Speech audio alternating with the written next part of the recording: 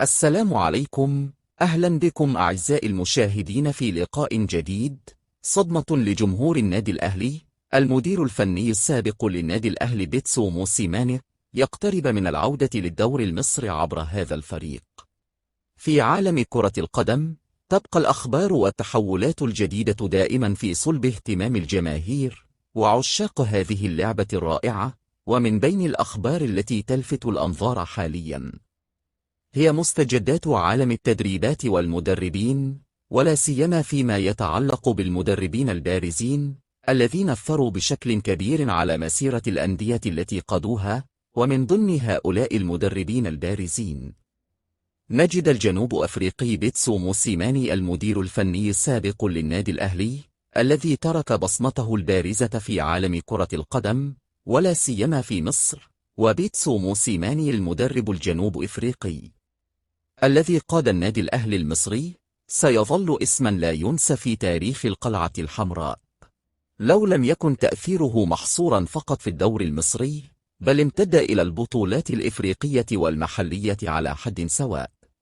وبيتسو موسيماني تمكن من قيادة النادي الأهلي للفوز بلقب دوري أبطال إفريقيا مرتين متتاليتين، وهذا الإنجاز لم يكن أمرا عابرا، بل كان دليلا على قدرته الاستثنائية على تحفيز اللاعبين وتشكيل فريق يمتلك الإمكانيات لتحقيق أعلى الأهداف. وبالإضافة إلى النجاحات الإفريقية، نجح بيتسو موسيماني أيضا في قيادة الأهلي للفوز بالبطولات المحلية، حيث استمرت البطولات الوطنية في التراجع بعدما أثرت مشكلات إدارية على النادي.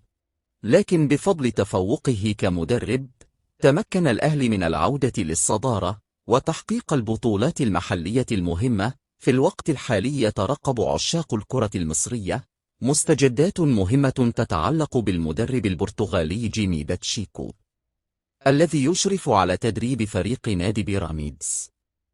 وقد أثار باتشيكو الدهشة بطلبه الرحيل عن قيادة الفريق بعد مباراة البنك الأهلي في الدوري المصري. ومن المعروف أن باتشيكو تلقى عرضا مغريا من فريق مارسيليا الفرنسي لتدريبه في الموسم الحالي. هذا العرض أثار تساؤلات حول مستقبله المهني والمسار الذي سيختاره. وفيما يتعلق بمستقبل فريق نادي بيراميدز، يعتبر بيتسو موسيماني واحدا من الخيارات القوية لتولي المسؤولية في حال رحيل باتشيكو. وتوجد مفاوضات جارية بين إدارة نادي بيراميدز وبيتسو موسيماني، وقد تكون هذه الخطوة هامة في مسيرته المهنية، لكن هناك شرطا جزائيا يجب دفعه لإتمام انتقال بيتسو موسيماني إلى نادي بيراميدز، وهو أمر قد يكون مكلفا. بالإضافة إلى ذلك، يجب التأكد من رحيل باتشيكو عن الفريق السماوي قبل التفاوض النهائي. ويبدو أن مسيرة الجنوب إفريقي بيتسو موسيماني ما زالت محط اهتمام الكثيرين في عالم كرة القدم، سواء كانت مستجدات مستقبله المهني أو دوره المحتمل مع فريق نادي بيراميدز، فإن أعين العالم الرياضي مستمرة في متابعة تلك الأحداث بشغف. إنها عبارة عن فصل جديد في قصة نجاح مدرب استثنائي ترك بصمته في عالم الساحرة المستديرة، وخلال الفترة القادمة ستتضح الأمور. شكرا على حسن مشاهدتكم، وإلى لقاء جديد.